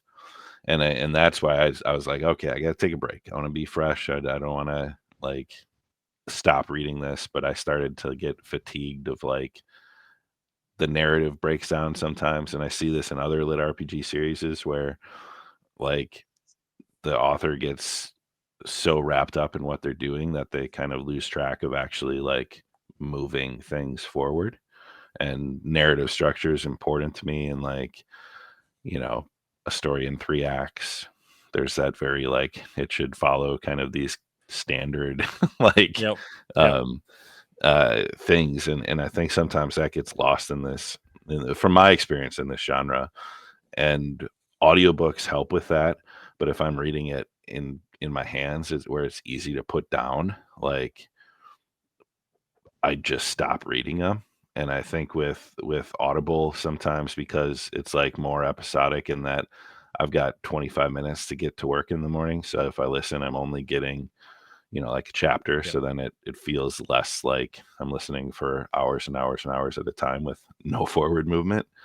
But like I don't want to disparage the series. I am enjoying it, but without the narrator, like without that performance, I would have likely stopped. And if it's any consolation, book 3 was my least favorite out of all of it. And it's exactly what you said, Ty.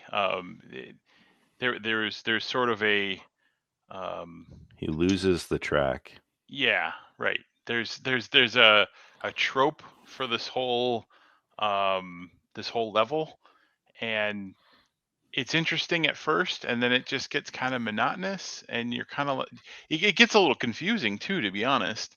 And I think it wraps up fine at the end, but I don't know. There's parts in the middle where I'm just like, I mean, I get it. It's good. Yeah. I still enjoyed it, but it's definitely my least favorite of the whole series so far. So I haven't done much research or looking into. So Dungeon Crawler Carl, Matthew Dinniman, I think is the author. Matt Dinniman. Yep. I know he's written some other stuff. I don't know if they're also lit RPG style. I haven't really looked at like what he's done, but that, you know, he seems to have a good handle on this style of book. I'd be surprised if his other stuff isn't lit RPG, but no, I believe it is. I think Kaiju Battlefield Surgeon is another one that I heard other people talk about as being something that if you want to read from Matt Dinniman, that's supposed to be pretty good. Again, no experience with it, but I've seen that on other people's lists. So, but I think they feel like, they're all in kind of that kind of lit RPG genre of some kind. I think Jeff Hayes narrates that one too. Yeah, I think so too. So Bryce, have you started Dungeon Crawler Carl yet, or no? No, I haven't. I got wrapped in the 40K right when you guys started listening to this. So, so he's only got But I'll like check it out. 60 books before he's done with that series. Yeah. So. yeah, no, I'll have to take a break. I got to completely derail the conversation. I got swerved by 40K. Book 4, just all new people, and I'm kind of annoyed by that right now. So I'll probably give this book a shot. I'm curious to see, because I have two lit RPGs that I think are absolutely fantastic. I'm curious to see how they stack up to this, or how Carl stacks up to them. Yeah, it'd be interesting to hear your experience. If you had told me before we talked to Carl Tuttle that I would enjoy a book focused on a guy in boxer shorts with a house cat, Yeah. I would have said no fucking way. Right. Pardon my language, but I absolutely would have been like, no, I'm not doing this. You're trolling me. I Right. refuse to acknowledge that this is legitimately like something I will enjoy. Not a chance. Even So as the words were coming out of his mouth, I was like, I don't know. Right. We all, he probably saw Yeah. our look. We all were like, and then he did a decent job of like selling it, like at least Yeah. getting us to dip our toe in. And then exactly as he said, right? Once you dipped your toe in, you're like, oh, okay. Yeah, I get it. Yeah, Yep. I get it. Yeah. God damn it, donut. Yeah. New achievement. So good. Any final thoughts on LitRPG Dungeon Crawler Carl before? But I would like to get recommendations from Bryce since he's read every LitRPG series out there. He's talked about a few, but like I want to hear what the pinnacle of his journey is. But any Dungeon Crawler Carl thoughts, tidbits, final. Just we're gonna get Bryce to dip his toe in, because then he can compare other ones he's read to that and point us in any kind of right direction. Or he'll say, nope, Dungeon Crawler Carl is the top of the mountain. You guys have read, this is the best. Don't bother with anything else. Yeah. Yeah, I will just say stick through book 3. Like I get it, it's a slog, but it's worth it to continue the series. So Oh yeah, I'll come back. I take breaks. Like I'm on Malazan book 7 and I'm taking almost a year off of Malazan, so need to get back to that series. Once I finish like 6 John Gwynn books, I'll probably do that. nice. All right, Bryce, recommendations. What out there is the best lit RPG that you've read? Well, first and foremost, I think you did mention it, but the thing you have to be really careful with is Audible, because they read the character sheet, so everyone's played an RPG before. That I've listened to some where they literally, it's 3 straight minutes of numbers and skills, and it's so hard to listen to. So once you can figure out how many times you have to hit the 30-second skip button to skip the character sheet, because it gets super old. And I think that's part of what kills them. If the cadence is good and the character sheet is only every 10 chapters, that's fine with me. But when the character sheet's at the end of every chapter, it's instantly deleted from my library. But honestly, I'd say far and above He Who Fights with Monsters. It's not just one of the best lit RPGs I've ever read. It's one of the best just series of books I've ever read. Stories, yeah. And it's there's one book, I forget what number it is. I think it's book 4 or 5 that almost checked me out because it gets super kind of political and it just about lost me. But it's so captivating. It's what I talked about with the main character has this horrible experience happen to him, and the whole book is about him recovering from that and finding faith and family again. And it's so well done, and it's extreme. He has extreme powers, and at first you're like, how is this guy doing all these things against these foes? And then you start to figure out the whole reason why all along. And it's probably the most well-developed story that I've ever listened to across 10 books, where something happens in book 9 that was hinted at in book 1, and nothing ever came of it until that 9 books later. So it's just really well done. It's clear that there was a plan, a storyboard drawn out in this guy's bedroom, and it's book 10. I think book 10 might be the end, just based on where everything is right now. So it might not be, but I'd highly recommend it. And least RPG lit RPG I've ever read. Feels more like a novel as you get into it, and less of a character sheet being read to you. Honorable mention, Azeroth Healer. I like it because it's a female narrator and it's a female main character, which there's a lot of in this genre, but I've not stumbled upon many. But it's just this badass girl that is a healer, but actually a martial arts in your face badass, can only heal by touching you, and then just cool book. But that one is a little RPG extreme, if you will. So those are my top two, I'd say. Nice. All right. So LitRPG. Hopefully, we've piqued your interest, and if not, keep reading what you're reading. We'll never shame you for that. Well, I might, but the other guys won't. And let us know what you think. Drop us a comment. Hit us up. As always interested in opinions from others. And if you want more LitRPG reviews and content, like and subscribe on this video or podcast. All right, let's talk upcoming events and wrap up the show. Troy, you are headed to Dragonfall in a few short weeks, as you mentioned. Yep. Lake Geneva this year. Lake Geneva. So you guys should all come. It's not that far. Yeah, maybe Drive by. Drop in and see Mark Ramchek. I assume he's probably running the AOS stuff and see what you're doing on the 40K tables. Is that the week before Gamehole Con? Is that like October 12th? It is. No, it's the first October 7th and 8th. Okay, 7th and 8th.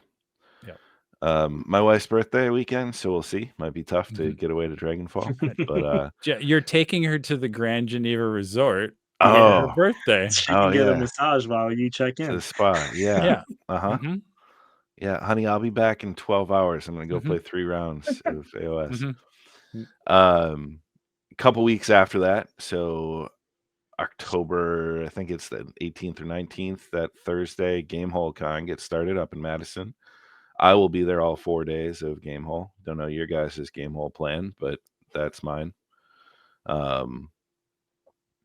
Great convention, heavy RPG focus. Events are always enjoyable. Vendor Hall continues to impress me as it expands. Alex Kammer has become he's the number one guest that I'd love to have on the show sometime. And then a couple weeks after that, in early November, is Holy Havoc, and the 4 of us will be there competing. There will be a Playin and Slayin death match, round 4 on Sunday morning, when Bryce and I take on Troy and Josh for Playin and Slayin supremacy. That's right. We got it, Josh. They're going for the hobby side, so we got it. We got the gameplay. Oh yeah, we'll crush them. Hobby and sports. That's how we roll. Yeah. 0-5. I think our goal is to go with 10 consecutive losses over the last 2 years of Havoc. So yeah, yep. Play us, get a free win. I don't know that Troy and I remember how to play, to be fair. Right. I don't. We don't either. Exciting. There's a general's handbook that came out. I don't know that I looked at the one before it. Yeah. So I think then we bought it on the way down, didn't we? We did. Stop at GW? We bought our army books on the way down. Yeah. Yeah. We bought our army books on the drive down. Yeah, and then we're gonna do a BoD weekender in early December, where we rent a Airbnb and play a bunch of games and hang out. So should be a fun fall into winter. And before you know it, we'll be right back into Adepticon prep. Yeah. Yep. All right. So I already shilled for subscribing and liking down below on YouTube. Certainly come visit us, watch us, hang out. You can always find us on iTunes, other places you get your podcasts, Spotify, Google Play, still a thing, Stitcher. I don't know what else. BuzzFeed, Instagram, Podbean. Anyways, but find us at Playin Slayin Show on Twitter, basementofdeath.com, all of our emails, all the good stuff. Someday we'll get an Instagram where we'll put Bryce's hobby progress up. But in the meantime, keep the dice rolling, the drinks on ice, and no matter what, keep playing and slaying.